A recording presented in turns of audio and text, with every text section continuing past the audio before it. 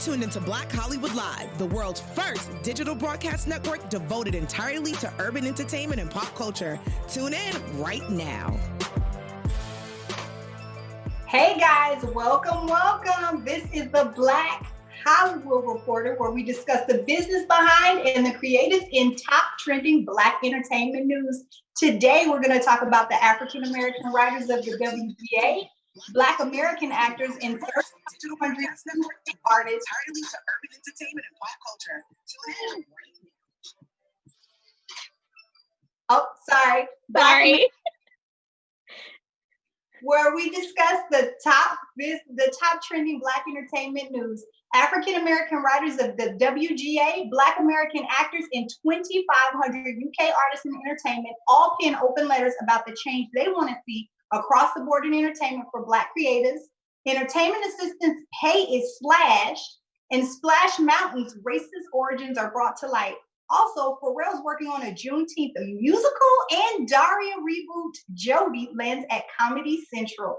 I'm your host, Kay Montgomery, and I want to introduce my illustrious co-host, Samantha Jacobs. Hello. Hi, guys. Hey, girl. How are you, Kay? I know. Good. So sorry about the technical difficulties at the top, guys. We'll just get right into it. So there were a slew of African American actors who penned an open letter to Hollywood. Gabrielle Union, Sterling K. Brown were some of the many. And basically they talked about how they wanted the industry to expand and basically accept the breadth of Black stories and tell more, a variety of Black stories, and let Black creatives be able to express themselves more. They talked about, the racist history of Hollywood and just some changes that they wanted to see. They weren't the only ones. The UK had 3,500 artists, that's behind and in front of the camera, pen their own open letter. In it, they talked about, some of your most famous British actors also got on board there. Michaela Cohen was one, Gugu and Batha Raw, Colin Firth, David Oyelowo, Chiwetel Ejiofor, many Black artists, sorry, because they're not American, they're from the UK. But they're having a lot of the same issues. We saw a lot of those erupted last year. Basically, BAFTA was so white last year. They had their own situation there. But they're saying the same thing. They want to be able to tell their own stories, and their industry is steeped in racism and a history of racial profiling as well. And then rounding everything out, we have the Writers Guild Association West, and they have a committee of African American writers within the organization. And they penned an open letter as well. Of course, they're writers, so it was super beautiful, very eloquent. It covered Birth of a Nation Day. They outlined the problematic racial history in movies and TV, and talked about what they wanted to see. Recruiting and hiring, retaining Black workers and artists, paying your writers competitively, mentoring, educating yourselves on Black history is one of the things they call for. So really kind of a racial reckoning and awakening, I would say, within the entertainment community. What were your thoughts about all these open letters, Samantha? I love this. I think this is great that, excuse me, that people are coming out and saying these things, because first of all, they came together, and this is an issue that's been going on forever. This isn't just something that came out of the blue, and this is something that needs to be discussed, and it needs to be accepted. Something that I really appreciated was Broadway also took hands with this situation as well, and they came up with the Broadway for Black Lives Matter hashtag, which moved forward to a 50,000 signed petition saying, like, I pledge to be like an ally, a support, listen to these stories, talk about these stories. And there's 2 Broadway actors that created this whole safe space for people to talk. And it wasn't just, hey, we're going to go to this with our bosses and we're going to talk about this. It was more of like, this is our space where we can talk and really express ourselves and our like overcomings or trouble we've had, and not have that white ear listening. Like, this is just our space to have this communication. And Adrienne Warren, she was in the Tina Turner musical, and was like, hey, this is something that I'm going to work on. Like, how can I help you? And how can I help us? And I think those two questions are so important, because it's not just, hey, listen to my story. It's more of like, okay, so here's your story. I'm sorry that happened. And like, let's move forward and see what we can do to make an actual change. Because a lot of things, especially in Broadway and television, is you're like, hey, I don't see myself in the audience. I don't see myself, going to these Broadway shows. Why is that? Is the price too high? Is it only set for the elitists? You know what I mean? There's different elements that come into play. And it's like, how do we change that? Because this is stuff that everyone loves and everyone wants to be involved in. So I thought that was really cool that, and like we've talked about before, is like, okay, there's people of color as an actor on a show, or they're just showing that, but diversity nowadays just equals a status quo. It doesn't really mean anything anymore, because people are just trying to be like, all right, I got my one black guy check mark, versus like, hey, why aren't there showrunners? Why aren't there producers? Why aren't there casting people that are people of color? And so we really need to focus on the fullness of the audience and our industry, not just having those token people pushed around. So I'm really happy that, Gabrielle Union and other actors have really spoken out about this and making it known, like everyone is on Twitter about it. So it's respectable, and I hope it works. I hope this momentum just keeps going. Yeah, I totally agree with you. And I just want to make an appeal to, if we have writers, producers, showrunners, directors that are of color, we would love for you to get in contact with us, DM us, comment, message, tweet at us, because we would love to have an extended conversation with you guys about your experiences in the industry. And not just surrounding race, but your experiences of just being a creative in this space are important. I think things that we want to highlight. Yeah, so Sam, I'm so glad that you brought up Broadway. Like, that's really important. I think it's really good that because we saw and we covered this a few weeks ago, we saw so many entertainment companies, Netflix, HBO, Hulu, like everybody came out with a statement, and it was really strong, and they said they supported Black lives, and they were 100% with the cause, and they realized, that racism was systemic and oppressive and ran deep.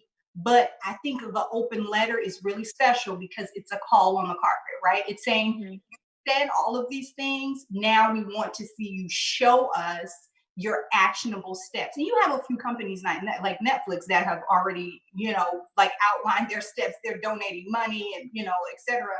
But a lot of other companies where they're saying, listen, we want to know what you are doing. Let us follow the process. Here are some ways we're telling you that you can help us in the entertainment industry, and giving like real, set and hard examples of things they want to see. Yeah. And I hope that these outlines can be shared, or they can be viewed across culturally, because if people honestly don't know what to do or don't know where to start, it's like, how can they make a change? And it's like, do they hire somebody? Do they do this? And it's like, okay, now they're realizing that this isn't a real issue.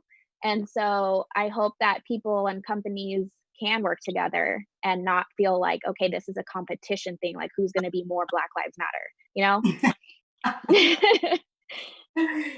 Yeah, I think that we're seeing a lot more of a spotlight on Black stories matter, right? And Black creators matter. And we want to see things, we want to see changes in front of the camera, but also behind the camera, which I think is really important. And I don't think it's something that we've really seen championed before, not to this extent.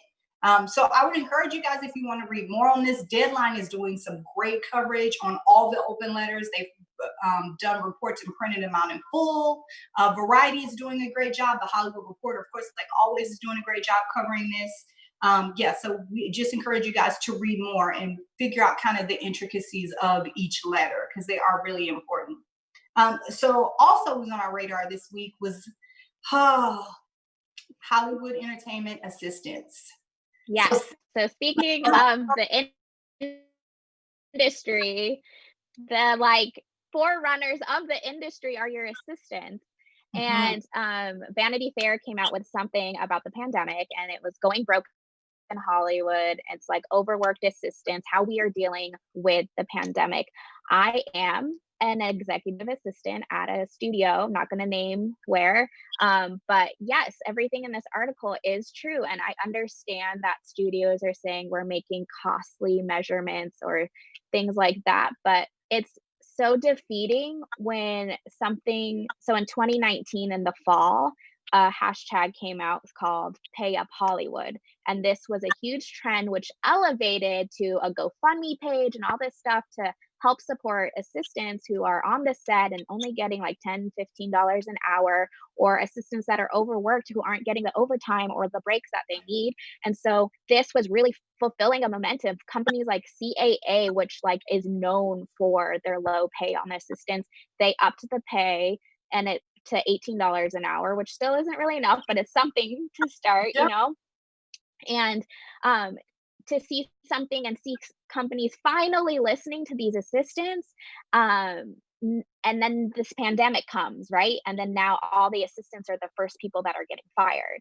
And that is just so defeating because you think that you're going to get somewhere in Hollywood, and then the next day it's like cutthroat. And so in a pandemic or not in a pandemic, it's always going to be a mystery, So I think that is important for companies to realize, if they're doing measurements in their company, it's like, okay, we need to really support these people because they do so much for your like executives and your higher up people that really maintain the business. So if you eliminate them, your employers and employees and whoever aren't going to do as good as they can possibly be without their assistants. Or I think that personally. Refinery 29 came out with a few questions and they asked assistants, like during the pandemic, how did you feel? They said, like, do you still have your job? If you could do something temporarily, are you still going to do that? Like, how has your schedule changed from then and now? And a lot of them have said the same thing, like, hey, it slowed down a lot, but at least I'm still getting paid. Or like, hey, I just got completely fired and there's no love for me. And then whenever they got asked, like, would you do something else? Most of them said yes. But the thing is, they waited 5 years, 10 years to get this assistant job, to get their foot in the door. And that's the other issue with the Hollywood thing, is being an assistant first means so much to studios for some reason. It doesn't matter if you are an expert, a head producer, did all of this stuff. As long as you have assistant on your resume, you need that first, or else they don't even look at you. And so people have waited 10 years for this. And it's very unfortunate that they're like, I waited this long and now I want to give up. And that's another thing that is difficult in the industry. Like, how do we keep our hopes up and stay alive and afloat? So, what do you think about?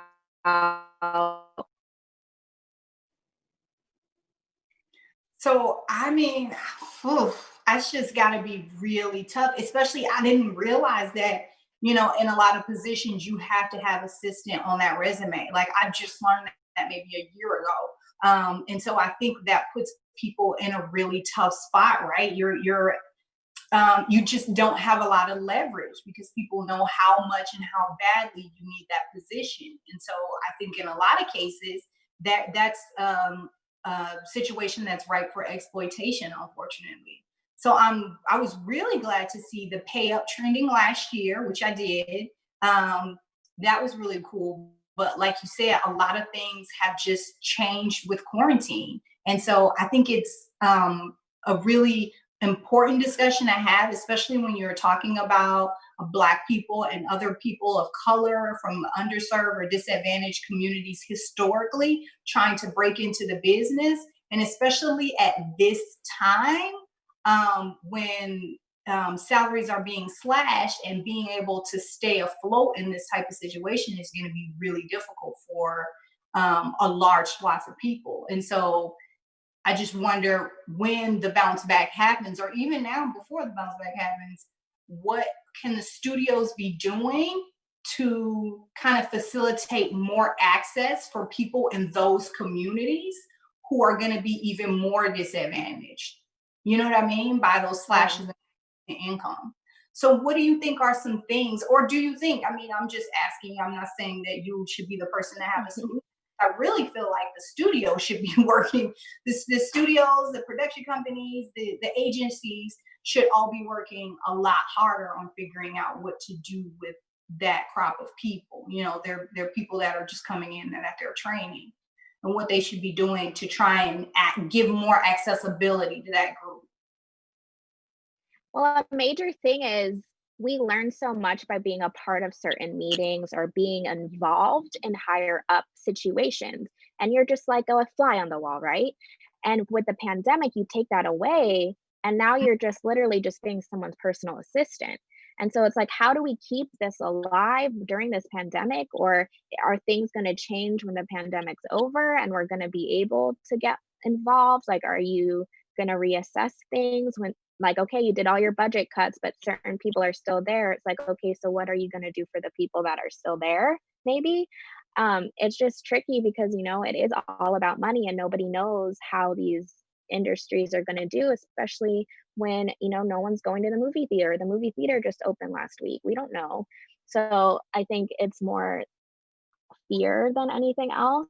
And it's kind of just, how do we sustain this and, you know, make sure that people are accountable for recognizing that we exist, like assistants exist.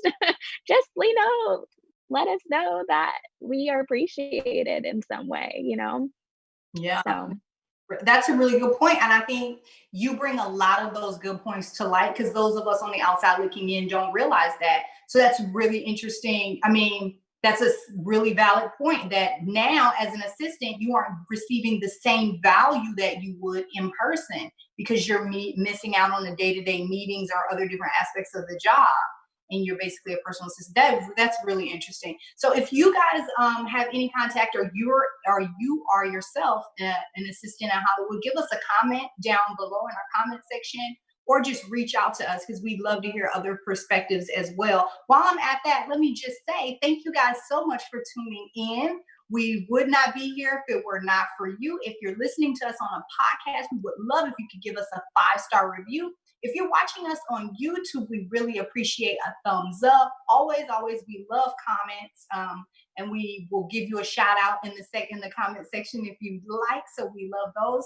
And as always, we are so appreciative of Kevin Andegaro and Maria Menounos for giving us this platform to be on, and to be able to connect with you guys, and just to give you a little different view away from like Hollywood gossip and, you know, back drama. We're trying to get into the creative side of Black Hollywood and give you kind of a behind the scenes look at things. So we're just grateful for that opportunity. yeah. So, I mean, Samantha is a Disney fanatic, right? Like, I love Disney. am. I feel like you know Disneyland better than anybody. So you're going to chime in a lot on this particular topic. We saw a trending on Twitter this week, and there's a lot of buzz around Splash Mountain. Its race history was unearthed a little bit. I think some people may have known about its connection with Song of the South, the kind of antebellum, idealized Southern narrative, where you have Uncle Remus and Brer Rabbit and Brer Fox situation. Uncle Remus is a guy, like a guy that lives on a plantation. So the idea is that it's antebellum South, so they aren't exactly slaves anymore. But the movie got a lot of flack. Even when it came out, the NAACP opposed it. The star of the show wasn't even able to attend the premiere because of racial segregation. So, I mean, it was a whole drama around it. Bob Iger himself in 1990 said the movie was antiquated and fairly offensive. And so Disney has pulled it. It's not in the vault. You can't find it on Disney Plus. Although Disney does release it internationally, they haven't released it at home.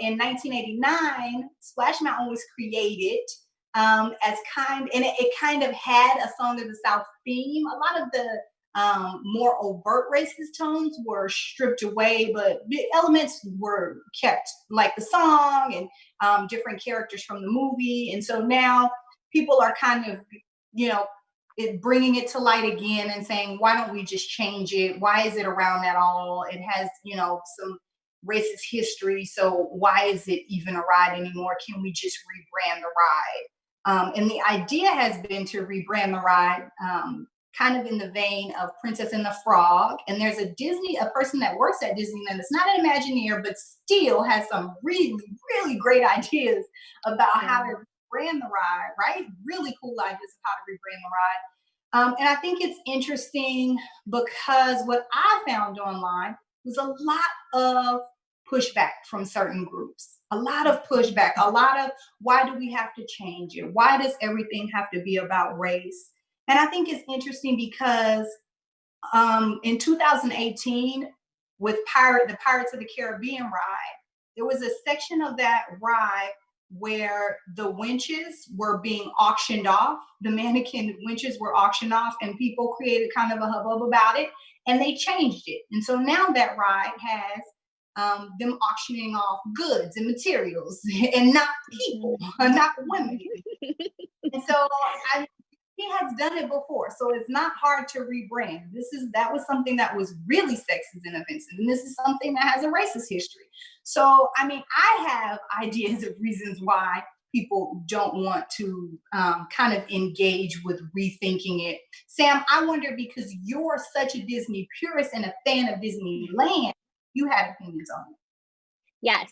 I mean, I'm an annual pass holder. I did the Disney College program. I wrote my college entry essay on Disneyland. Like, I love Disney, but I'm not to the extent where I'm like going every weekend and I'm buying all the little stuff at the park and all this stuff. No, I just like appreciate Disney as it is, but there is a lot of issues behind some of the things that Disney does, right? And this is one of them. And I loved Princess and the Frog. That came out 11 years ago, 10 years ago, and they didn't really do anything with it, right? They have a New Orleans square. So it's like, the movie was placed in New Orleans.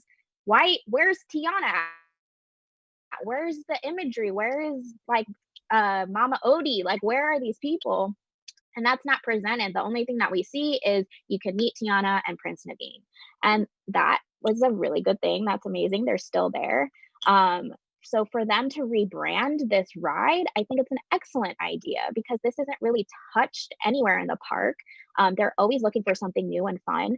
People loved this movie. They can really create the whole land around it. So it's not just a one and done random ride in the middle of nowhere. Like, the branding fits where it is in the park. I think that it would make the music in it is a lot more fun instead of just the one zippity doodah that we hear currently on Splash Mountain. And what was concerning to me was I saw a lot of the backlash of people saying, like, leave it as it is, leave it as it is, all the racist stuff is out of it and all this stuff. But it's like, okay, but that's not like the point. Like, the point is the only African American character that was a lead in any Disney movie before Princess and the Frog was Song of the South. That movie came out in 1940 something. So for them to have a 2009 movie with Princess Tiana be the next movie with a Black person as a lead, that's crazy. And then for them not even to like accept it, or like people want to rebrand it, or like anything like that, that speaks volumes. Like, I can't even wrap my head around it, because why wouldn't you want to do this? This is great. This is like an amazing story. And I don't know. It's really disappointing if as a Disney fan, to see something like this and to know those stats and to see that in their movies coming forward. It's disheartening. And for them to just say like, oh, the only elements are the Southern elements, like their accent and stuff like that. It's like, there's still like, you can't call this African American folklore. Like, it's more than that. And if you're accepting of that, then that's still racist acts within the within. And that's where, there's a problem. And one more thought. Tiana has a restaurant, right? They didn't even rebrand the New Orleans like restaurant that. They added some of the characters, they have the live jazz music, they have some things on the menu, but they don't call it Tiana's Place. And the only thing that's Disney that has a Tiana's Place is on the Disney Cruise Line. And there's more people attending the park than going on the cruise line. And I'm sorry, that doesn't cut it. You need to elevate yourself in some other way. And that's my thought on Princess and the Frog. I love that you do aficionado. I think what's most interesting to me is that Disney has been mum about it. They haven't said a single thing. And I think that there is a certain critical mass that needs to build probably before they respond or, think that it's worth it. But what I find interesting, and stay with me here, I was watching Dear White People again this weekend. I was showing it to my daughter, edited, of course. And there's a part where a white kid is rapping along the music and he uses the N-word. And Reggie, a character in the show, says, hey, don't say that word. Oh, well, I'm just rapping. It's a song. He said, I understand, but I don't like that word. And I don't like when you say that word. And I don't want you to say it. Please don't say it. And so he was like, well, I don't see what the big deal is. And Reggie said, what if I called you a cracker or a honky? And the guy said, I wouldn't care. And he said, exactly, that's the difference, because I do care. So I think that is the crux of the issue, is I see so many people saying it's not a big deal. Who cares? Why is there racism in everything? But here is where the reckoning and race in America comes to play in small areas. If we can't do it somewhere small, we're not going to be able to do it somewhere large, right? So the point is, if people of color, Black people, white people are offended by it, then the people who aren't offended by it should be able to say, oh, that's the difference. I don't care. So I shouldn't care about changing it because I don't care. So change be a big deal, right? So that's a pillar of white fragility. That idea of like, I have an opinion, so then it must be universal. It's like, no, your opinion isn't the universal opinion. Your opinion isn't the just blanket opinion. The idea that white people think they don't have a point of view, that they think their opinion is you know what I mean? They don't even recognize it as a point of view.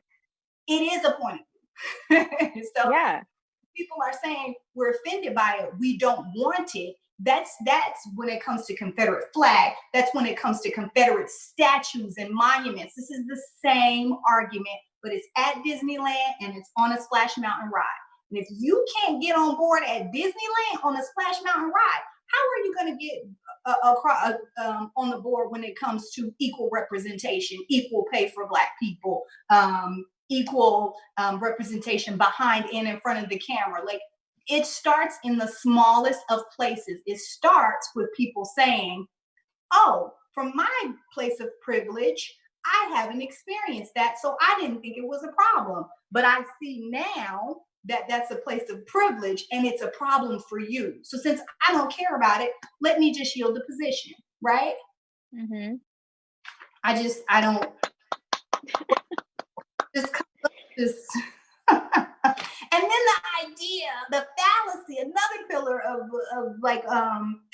of white privilege, and this is from D'Angelo's book, Robin DiAngelo's book. So the idea that racism has to be conscious and intentional for it to be racism and for it to be hurtful. It does not have to be conscious and intentional. You live in America, which is a country built on racist principles. Everything is not going to be obvious to you. You know what I mean? Right. So anyway, Splash Mountain, riled up, girl. Because it's got to go. It's got to go. And like, have you even seen the plans? They're beautiful. They're beautiful. It's a genius idea. I just can't. Okay. So Sam, you have our social media report for today? Yes. So we have news that Juneteenth, the musical, is coming on the way. It's been a work in progress with Netflix. There's no set release date, but they just know that it's in the works with Kenya and Pharrell. And it's great.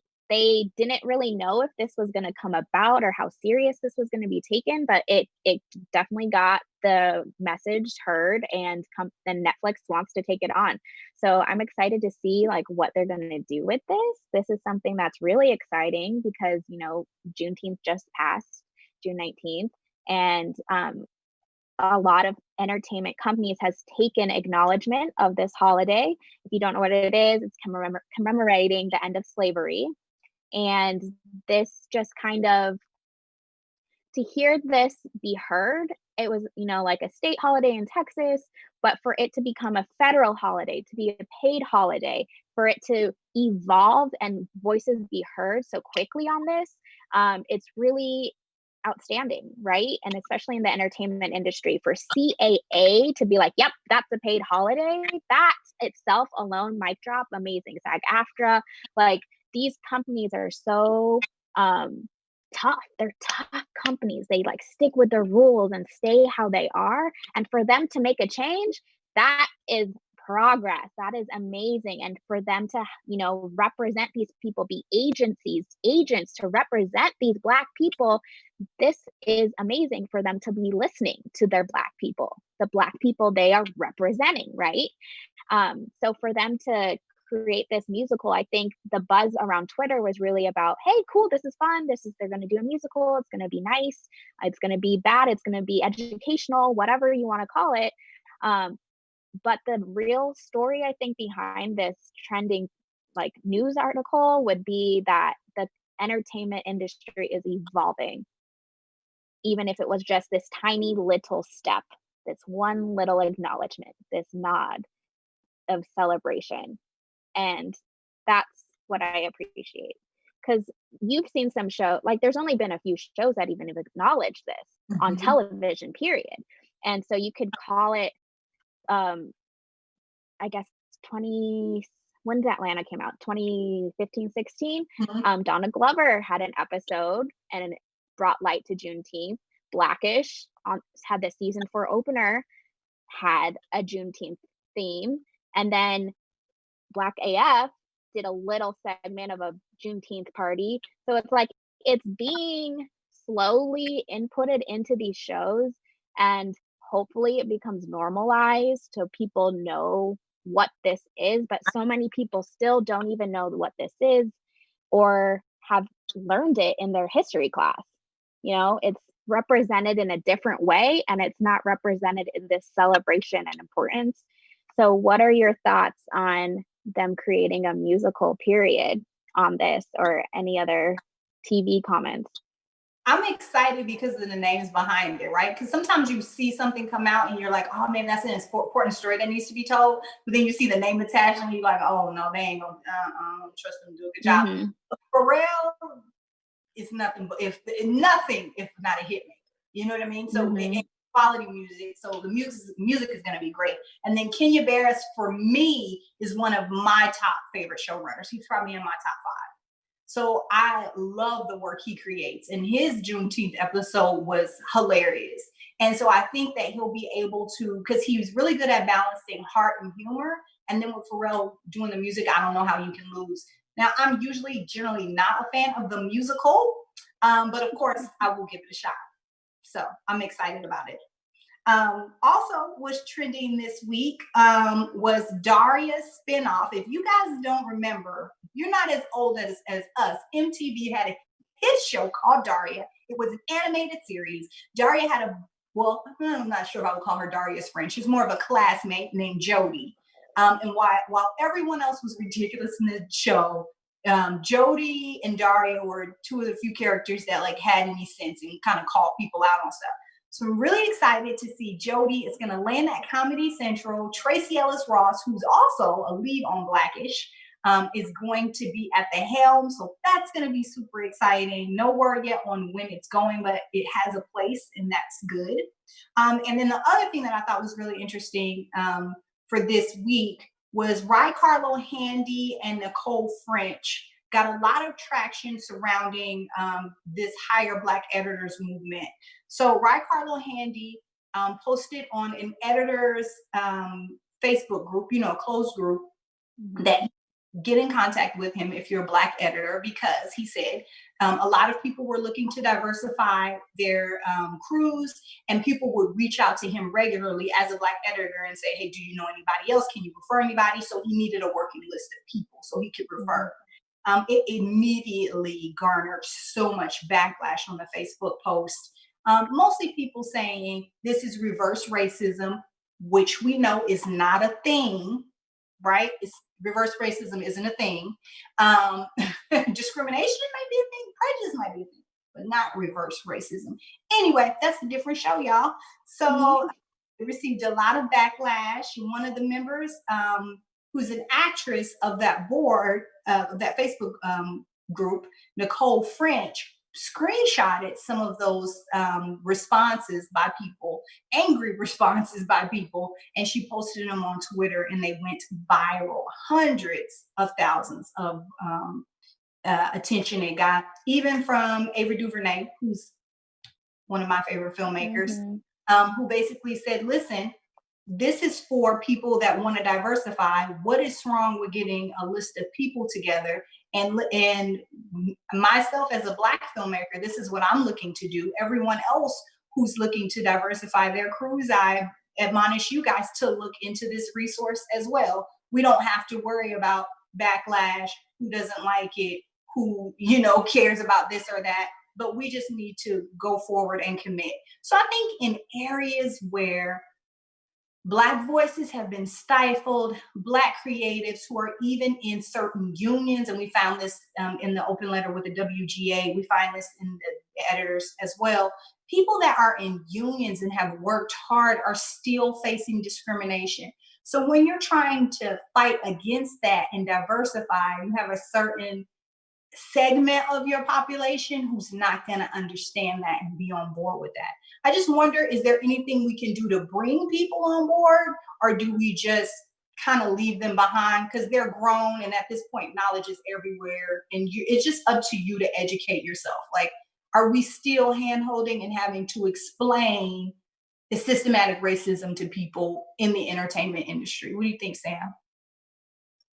I think yes, right? I think that you got to hold the hand still. Unfortunately, we do. And like I said earlier when we were talking about the assistants, Hollywood is a dog eat dog world. And if you're going to be mad because your name wasn't on this diversity list, like, that's your personal problem, right? Everyone out here trying to do and create, and the point of media and the point of these shows is, like, not only to entertain, but we also want to educate. We want to equalize. We want to be seen. And to not be seen just continues what's going on right now. Of course, it's already hard to get a job in Hollywood. It's Hollywood. So imagine, like, if you're on the very end of that, and, like, people just don't understand that. And that's why we need to hold the hand to be like, hey, you're number 27, but imagine if you were 1,562, and that doesn't make sense to some people. And that's why I personally think that we are going to be holding hands for a little bit, not a little bit, for a while. And hopefully, we do see change. I don't have the answers, right? Like, I don't know how we're going to speed this up. How do we make this so, I don't know. Should we be editing this to make people of color, Black people, feel comfortable about requesting this? Like, no. They wanted a diverse list. Okay, here's your diversity list. I don't think we need to dumb it down again, right? This is what needs to be heard. This is what people are wanting. So we're giving it to you and we're delivering. I don't think we need to dumb it down, right? To make other people feel comfortable, because that's what we've been doing. And we can't continue to be doing that. This is the time to change. And that's what we'll have to proceed or make the change in some way. And I think it was a good and proactive, because what we see time and time again is that we say we need to diversify, we need to, broaden the ranks. And then when it comes time to do that, you have people come out and say, well, I don't know any Black writers, or I don't know any Black screen editors, or they're not ready, or they're not prepared, when actually they're not doing their due diligence and looking in the right place. So I think it was really important for him to create a list like this and actually one of the main guys that was blasting back and he was saying some very problematic things online. Actually, I just saw this morning a slew of companies he had worked with. I mean, Anheuser-Busch, like TJ Maxx, like a bunch of companies he had worked with previously said, we will not work with him again. That is not the opinion of our company. And then number two, they told him to take their logos off of his materials, all materials that he had, because he had been touting himself as, hey, I'm a commercial editor for this place. I've done work for this place. And they said, don't advertise that publicly from us, and basically divest it from him. So I thought that was really interesting that, you know, it's showing more and more like you're the one that's behind here. Everyone else is on board. You just got to get on board, and it might be painful to make things equitable, but that's what we're doing now. That's what you got to do. Right. And that's the whole point of equal opportunity, right? I should be able to show you my portfolio, and you see another like, let's say graphic design, other person's portfolio, which one fits our brand? Which one do we like better? Which one is like more us? That's the whole point of getting a job and being in the thing. And it shouldn't matter. That's equal opportunity. Sorry, man, that your stuff isn't what they are looking for. It doesn't mean that you're less of a graphic designer. They are just looking for what is going to fit them and their needs at that moment in time. Like right. I mean, there's just so unconscious bias that happens. There's so much unconscious bias. And I think that so many people just need to realize, like I said before, that racism isn't all the time intentional and conscious. I think about the stats that I heard with symphonies, right? Symphonies did not have enough women. Women were not represented well in symphony staffs. And so what they started to institute were blind auditions. Blind auditions on carpet. So when a woman walks in the room, you can't hear her heels click, you can't see her outfit or her face or what she's wearing. You can only judge musicians on what they are playing. Immediately, the hirings became more diverse. Does that mean that symphonies are consciously not hiring women and people of color? No, it could very well be, in a slew of situations, unconscious bias. But the fact remains that when they instituted colorblind auditions and auditions where you couldn't tell race or sex, those people were hired at a higher rate. So that just says something to you. You know what I mean? I just it's a really important conversation. Of course, one that we will continue to have here at the Black Hollywood Reporter, and ones that we are invigorated and energized about. We encourage you guys, once again, like we said before, to reach out to us with any of your opinions. DM us, tweet at us. We'll tell you how. Sam, how can these guys get in contact with you? You guys can find me on Instagram at storyof_Samantha. And you can also find me on Twitter at Miss MS Sammy J Jay. Awesome. And also, you guys make comments about Sam's cute black bangs, because she got her hair and it looks fabulous. Love it, Sam. I love it. Thank you. Find me, K Montgomery, on Instagram and Twitter at HostK. On both situations, my DMs are always open for a fruitful debate, not a drama debate. And we'll talk to you guys later. On behalf of our BHL staff, we would like to thank you for tuning in to Black Hollywood Live, the world's first digital broadcast network devoted entirely to urban entertainment and pop culture. Check out our Black Hollywood Live YouTube page for even more great programming and amazing content. And be sure to subscribe and like our channel when you do. I'm your BHL host, Nakia Monet, and you can find me on all social media at Kiki Boom Boom or at Black Hollywood Live. Black Hollywood Live, Hollywood redefined.